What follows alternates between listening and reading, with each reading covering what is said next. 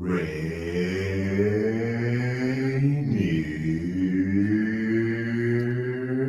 Avenue Radio.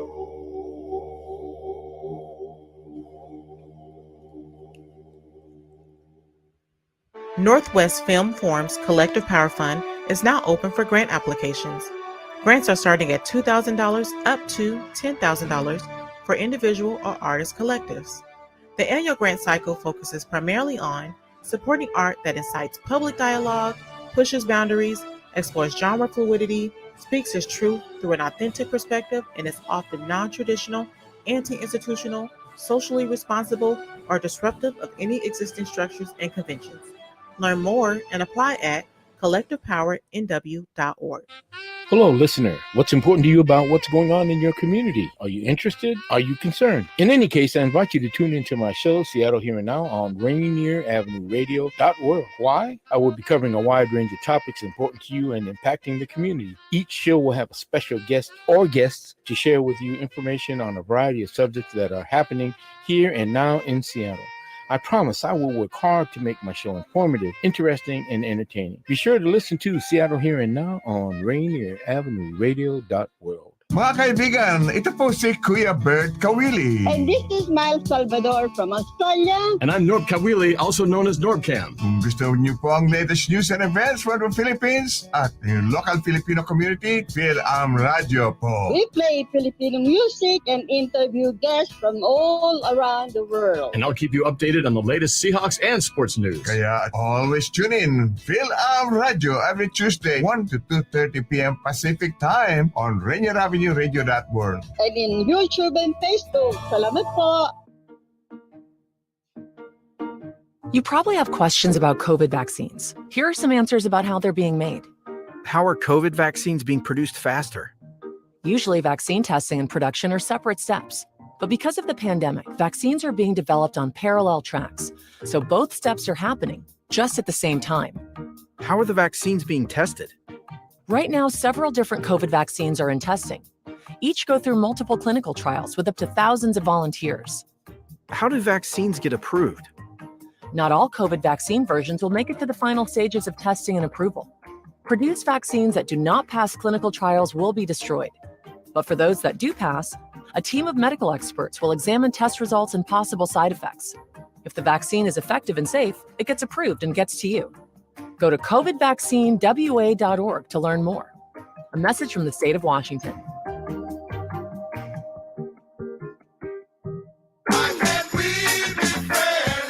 This is Paul Pearson, host of Star Time. And when I'm not stopping a Mercer Island street brawl, I'm listening to Rainier Avenue Radio.world.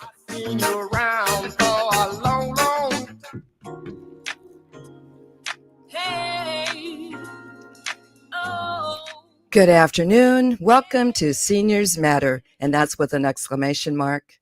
I'm Brenda Charles-Edwards, the host of Seniors Matter.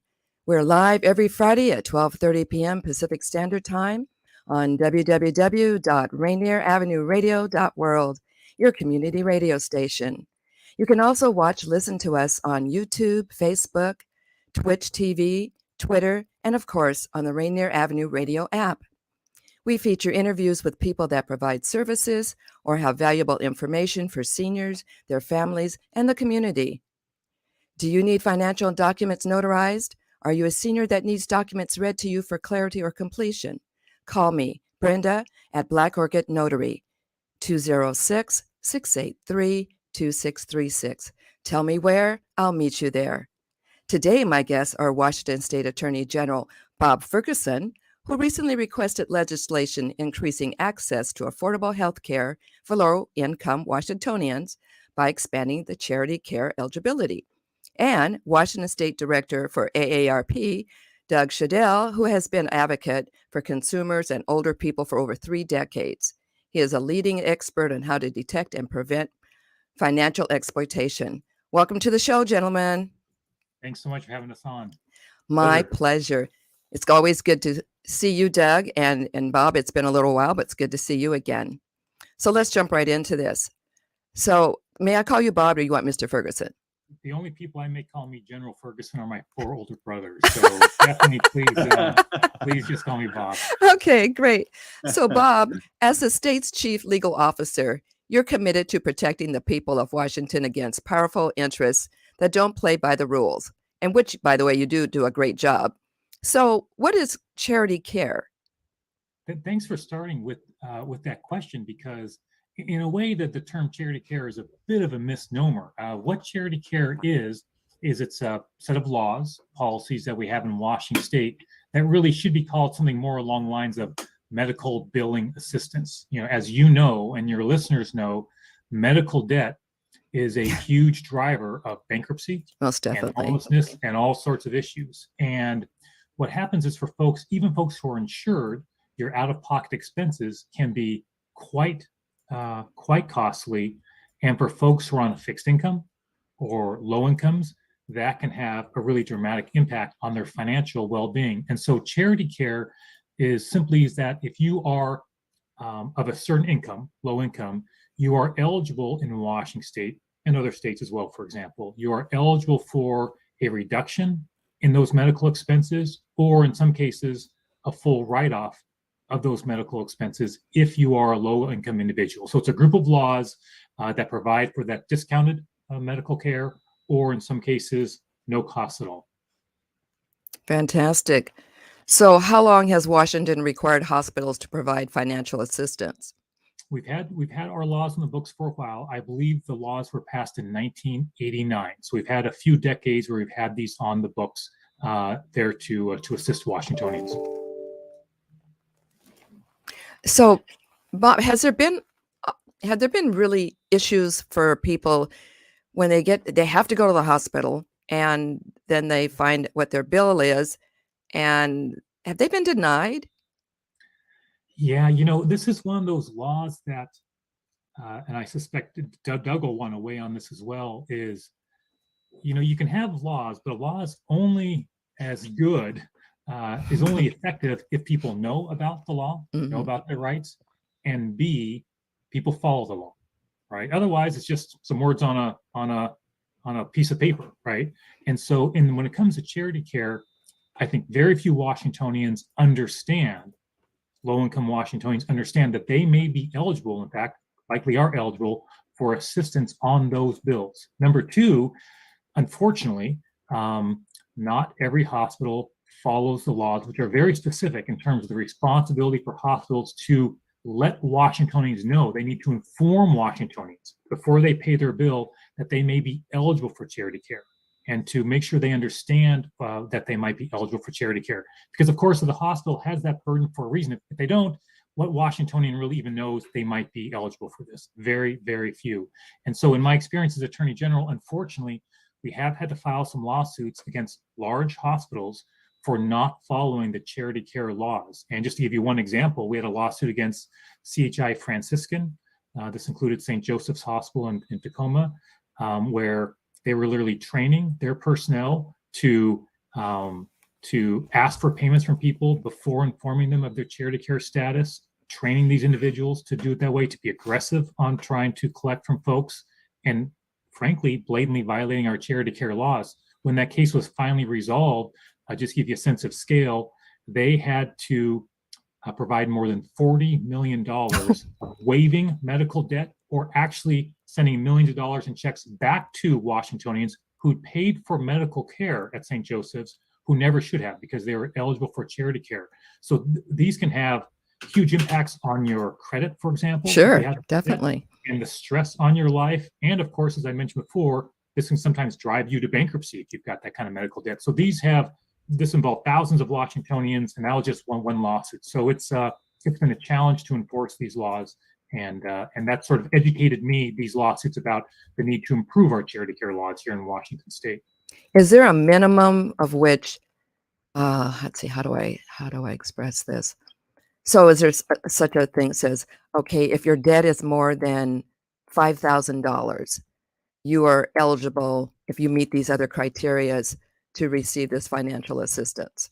That's a great question, Brenda. It's actually based on your income level, not how much you owe, right? So as an example, to give you a sense of scale, under current Washington state law, before in this last session, we made a proposed change that was just adopted. But so current law before that change was if you are a single parent and you are working 2 minimum wage jobs, you were not eligible for a write-off of your medical debt.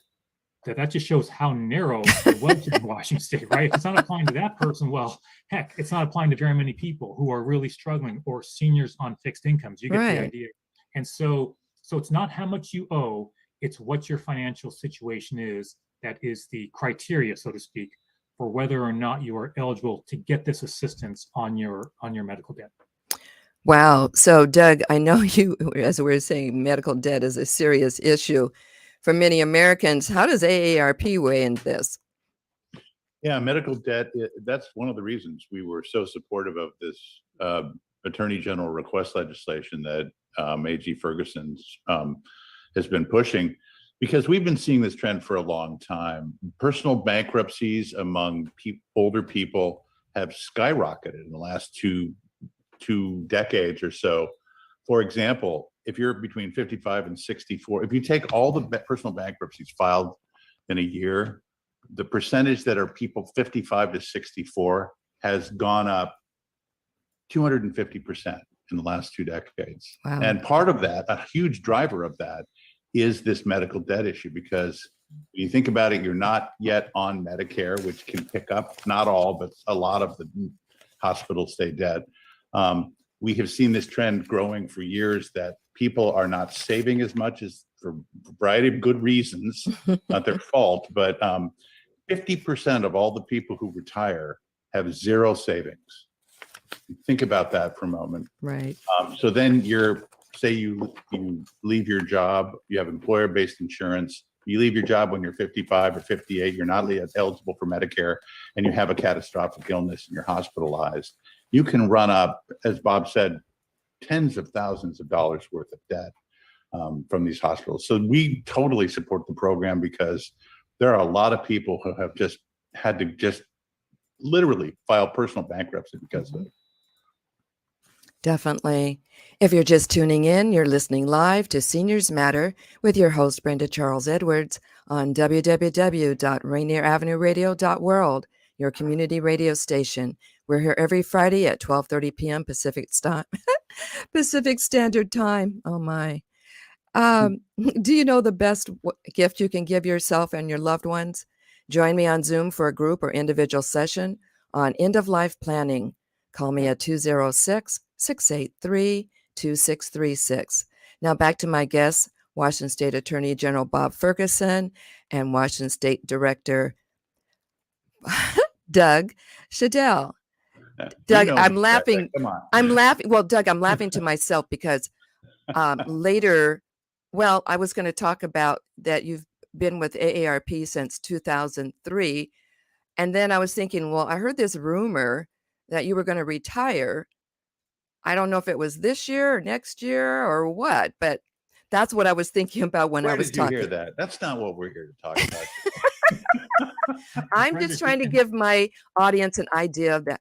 Feel that you've been here a long time and you've worked really hard for our state. And he's also written some books too, folks. I don't know if he wants that known, but he has. I'm going to throw one out. Let's see. Which one was I going to do? Wait a minute. I think it was written in, come on. One was written in 2007, Weapons of Fraud. And then the other one was in 2012, Outsmarting the Scam Artists. And I know that's your favorite thing right there, is outsmarting the scam artists. So you're the one who bought that. I didn't want to tell anybody, but yeah, I did actually. Oh gosh. Okay. So what I'm thinking about this, all the seniors that listen to this show, and I'm thinking about the seniors that I know, and it's really frustrating when I think about insurance. Like my mother retired from Boeing many years ago, and she bought the highest premium insurance that she could get because she said, and I remember this like it was yesterday when I asked her why, and she said, because I don't want anything to happen to me that if I go to the hospital, they say I can't get care because I can't afford it. And when she said that, I just kind of looked at her and I thought, well, that's kind of odd. But knowing how things are now, I totally understand. And my heart goes out to her and everyone else that has to do that, thinking ahead, because she's been retired for a number of years. But her insurance is really high. But at least now I know that she won't be denied. In fact, Doug got her into the AARP dental plan just so that she could have dental because her coverage didn't cover dental. And I said, this is crazy. I said, look, I'm going to do some investigation. And I did. And we got that. So she's good to go now. Oh, that's good. Yeah, that's good to hear. Hey, Brenda, can I ask Bob a question? Sure. This is just my own lack of knowledge of the current bill, but was there a provision in the law before you made this change, Bob, that required hospitals to affirmatively disclose the existence of charity care? Is that what you were referring to with these laws? Because it's clearly in there now. I mean, I was just reading the bill this morning, and it's clear that one of the things the hospitals are required to do is clearly describe and disclose that this program exists. Was that true before, or has this bill made it better somehow? Or Thanks for that question, Doug. So no, that was previously also a requirement of the hospitals to disclose that in a transparent way. The reason we had those lawsuits, like the one I mentioned against CHI Franciscan and St. Joseph's, was because those hospitals were not following those rules. They're clearly laid out, and they're laid out, as I said, for a reason. How many Washingtonians know they might be eligible for this financial assistance? Almost nobody. So that's why the law has placed that obligation on the hospital. When you go to pay your bill, they need to say, hey, you may be eligible for charity care. Here's the information. And that's very important to do it up front and to make sure folks understand their rights. And so that's what's led to the litigation. In fact, we have a current lawsuit right now against 5 Swedish hospitals and 9 Providence affiliated hospitals for, in our view, their failure to follow those rules. So this is prevalent. And to your question, Brenda, it was in doing that litigation, in doing that work, is when I realized, well, wait a second, it seems like in Washington State, our law limits the number of people who could qualify for this financial assistance in a fairly significant way. It seemed like it was so restrictive. Again, that single parent who's working 2 minimum wage jobs would not be eligible for a full discount. So I asked my team, I said, hey, can you look around at other states? What do other states have? And they got as far as Oregon, and they realized Oregon has a much more robust system that covers more people. It covers that single parent who's working 2 minimum wage jobs, who's just trying to put food on the table for her child or his child, and is not getting that assistance when they run into a situation Doug described. So once we realized that Washington really could do so much more in this area, is when I asked my team to draft a bill that we proposed to take to the state legislature to expand the number of Washingtonians eligible for this financial assistance significantly. And that's what passed this year. So Doug, to your question, it doesn't change the obligation on the hospitals, but it expands dramatically the number of Washingtonians. A number of your listeners right now, Brenda, undoubtedly would now be eligible for that financial assistance.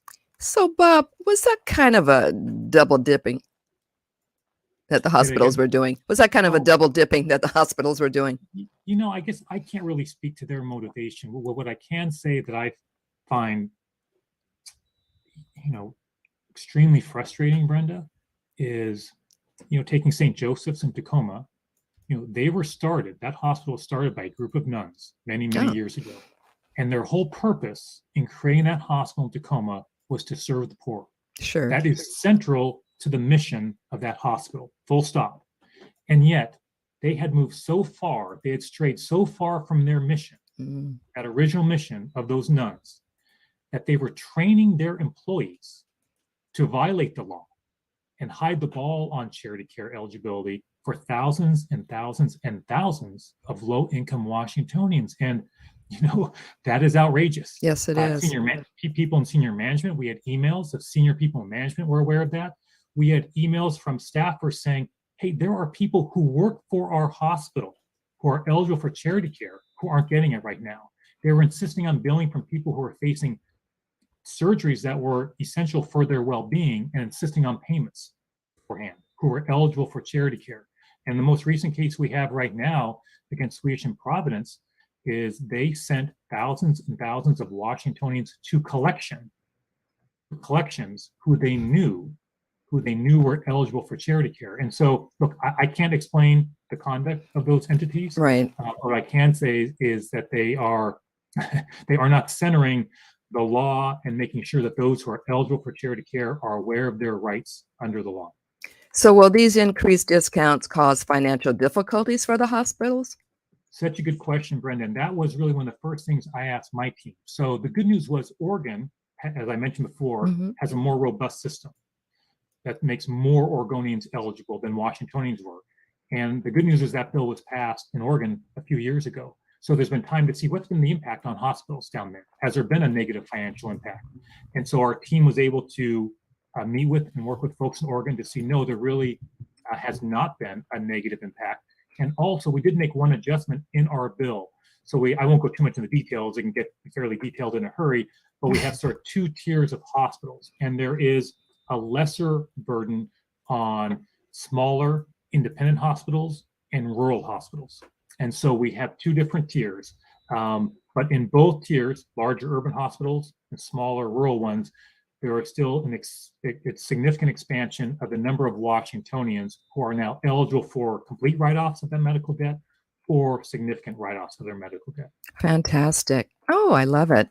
Just an update, if you're listening live, you are listening live to Seniors Matter. I told you, Bob, there's humor in this show with an exclamation mark, with your host, Brenda Charles-Edwards, on www.rainieravenueradio.world, your community radio station. You can listen to us on YouTube, Facebook, Twitch TV, Twitter, and of course, the Rainier Avenue Radio app. Seniors Matters invites a variety of guests to discuss issues and activities that may impact the lives of older adults, their communities, caregivers, and families. Now let's return to our discussion and conversation with Washington State General Bob Ferguson and Washington State Director for AARP, Doug Shadel. And I did mention earlier that Doug has been serving as director since 2003. But I'm going to speak about Doug just for a second in a personal way, because ask me about the retirement word. No, I'm not even going to. What word? Really what are you talking about? Yeah, I don't know. I don't know what you're talking about. I am not listening to you. Thank you. No, you're so funny. No, what I wanted to say was that in working with AARP, I work with the Fraud Watch Division in the sense that we give presentations to different organizations. And if you're an organization that would like a presentation from anywhere from fraud to life issues, we are here for you. And Doug has been really responsible for all of this. And I just wanted to give him a shout out. Nothing personal, Doug. No, well, Brenda, right back at you, because you've been on our Speakers Bureau for ever since we've had one. And I want to thank you for all the volunteer time. This is, we don't pay our volunteers any money. This is from the heart with the work you do. Thank you. It's been my pleasure. Yeah. So what happens if hospitals don't follow the state's charity care law? What's the penalty, Bob? So under Washington state law, we have different laws that protect Washingtonians. And as one example, our Consumer Protection Act, for every violation of the Consumer Protection Act, that can be a penalty of up to $7,500 for each one individual violation. And so you can see if you have an entity that is violating that act thousands of times, right? Right. For example, sending individuals to collections who are eligible for charity care, and they're eligible for charity care, the volume of violations can become a very, very large penalty in a hurry. And that's why, for example, I mentioned that case we had against CHI Franciscan, where in the end, they had to either waive debt or pay money back, totaling over $40 million to Washingtonians. They were facing a significant amount of penalties if they had not done the right thing by resolving that case with my office. And you also had another one too, didn't you? Capital Medical Center in Olympia? That's exactly right. And that was important as well. Not as many Washingtonians impacted there, but that was still hundreds of thousands of dollars of money back to Washingtonians and debt being waived for those Washingtonians. And again, that medical debt when it gets on your system, can impact your credit. And so these things unfold, as Doug knows, right? It's a cascade effect. You get the debt, you can't pay the debt, that impacts your credit. Next thing you know, all sorts of negative things are happening to you in your life as a result of that debt. And what's maddening about this is it's debt that never should have accrued in the first place. It's debt that folks never should have had because they were eligible for financial assistance. So with that said, Bob, and now their credit is ruined, more or less, how does that get rectified? Yeah, so that was a part of our resolution where there had to be sort of communication with the credit agencies to make sure they understood that was debt that never should have occurred. So there's not just the financial side of these resolutions in these cases, but also we call it the injunctive relief, where they have to change their practices, waive that debt, and work to make sure that the credit is restored for all those Washingtonians. So wonderful. I'm so glad to hear that. Yeah, that was a very broad resolution because it impacted people not just financially, but in other ways as well. Right. One probably couldn't get a job. You're right. So is there anything else you'd like to add, either you or Doug, that we haven't covered?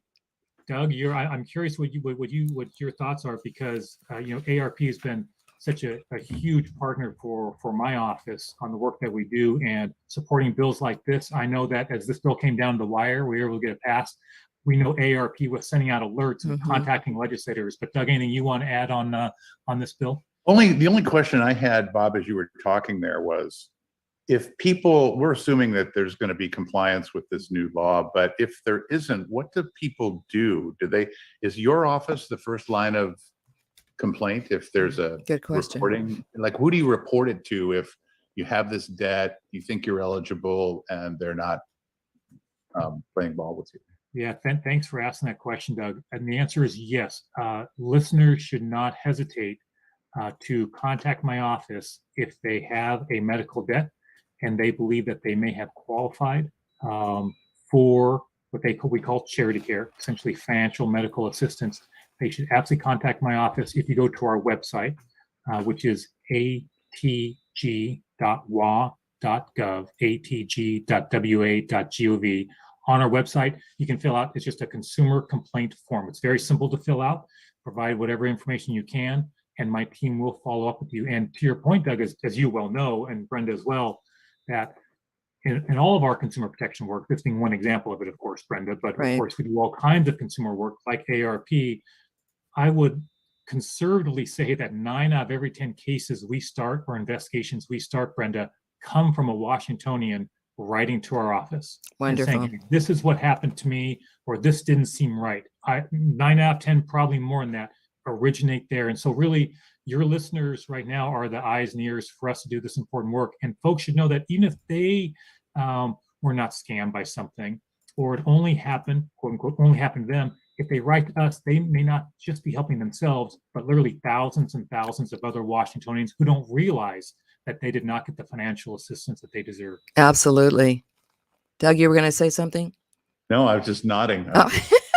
And the smile on your face. We've been partnering with Bob and his office for many years. And, this integration of what I like about this is you identify a problem and you litigate if there are bad actors, but then you also legislate to prevent it from happening in a broader scale.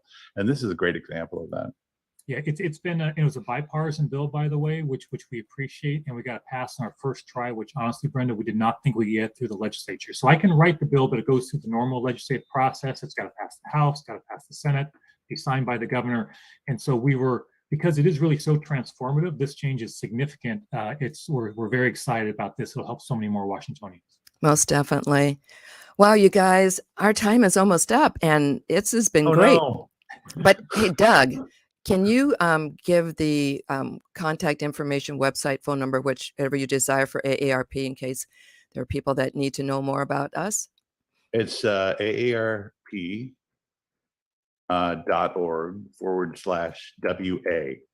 and that'll get you there. Perfect. Thank you. This is Brenda Charles-Edwards, host of the Seniors Matter Show. You can listen to us live every Friday at 12:30 p.m., Rainier Avenue Radio.world, Facebook, YouTube, Twitter, and of course on the Rainier Avenue Radio app. Thank you to my listening audience, and a special thank you to Washington State Attorney General Bob Ferguson, and Washington State Director for AARP, Doug Shadel. Gentlemen, it's been great talking with you. Have a blessed weekend. Bye-bye. Thanks so much, Brenda. Thanks, Brenda. You're welcome.